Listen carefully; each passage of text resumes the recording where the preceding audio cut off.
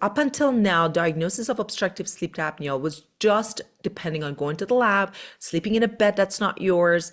But now we have a sleep test as simple as a ring that we put on a finger with an app at home. We can even test the patient up to 5 nights. We test children at age 2 for this disease. And believe me, there are children that's suffering obstructive sleep apnea underdiagnosed. Mhm. And we can screen them at their own home with non-invasively and fully FDA cleared methods. And Mhm. this is a very exciting time for Vivos because now we are full on medical practices where patients come and seek these treatments in sleep clinics. Welcome to the Answers for Elders radio show. And welcome back, everyone, to Answers for Elders Radio Network. And we are here with Dr.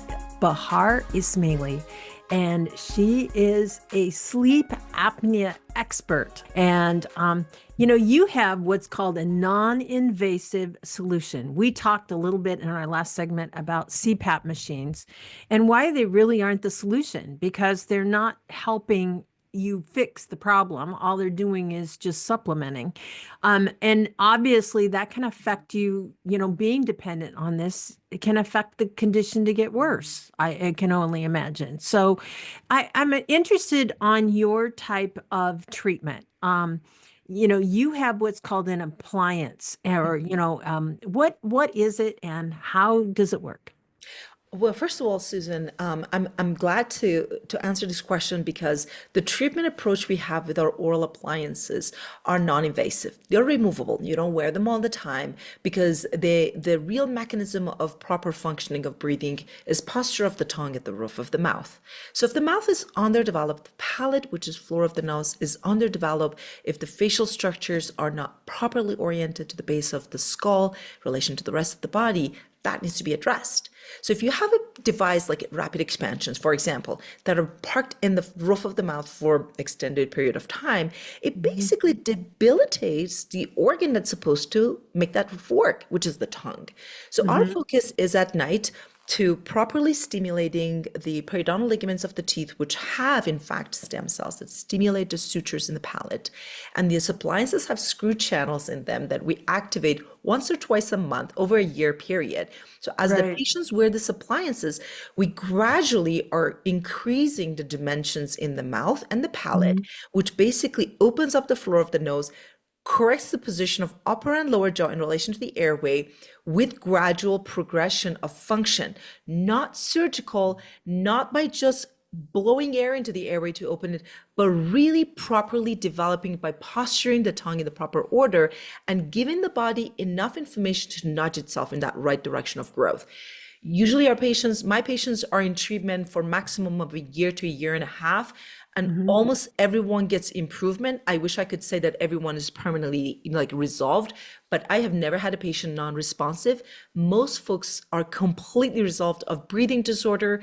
Their breathing is, their function is restored, and the multidisciplinary approach is really the key. The longer we wait to treat this disease, obviously, the more team approach is needed. Younger Yeah. patients, children, way easier to treat. Mild to moderate condition, way easier.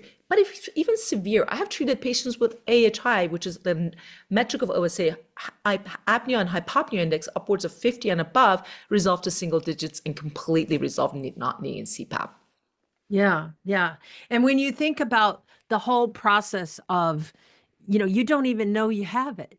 I guess is the Yeah. first step is just getting diagnosed and doing that, process. I know I've been on your website and you guys first you do a sleep study. Is that correct? Yes, we do home sleep studies, and Hmm. I think the part that's lacking, you nailed it, and you hit the nail in the head.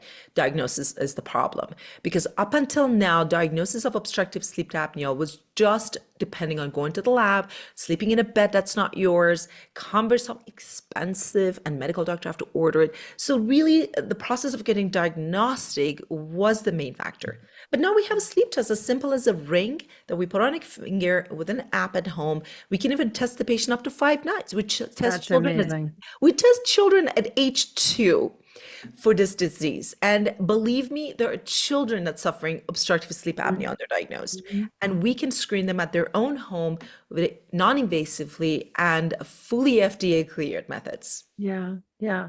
And you have how you operate as doctors throughout the USA. So so how does that work? Reach out to us at Vivos and we will make sure you find the right provider that can help you through the process. And now, Susan, we're in the process of integrating our appliance therapies and our methodologies into sleep clinics all over the country. And this is a very exciting time for Vivos because now we are full on medical practices where patients come and seek these treatments in sleep clinics. How exciting is that? That is How exciting is that? awesome.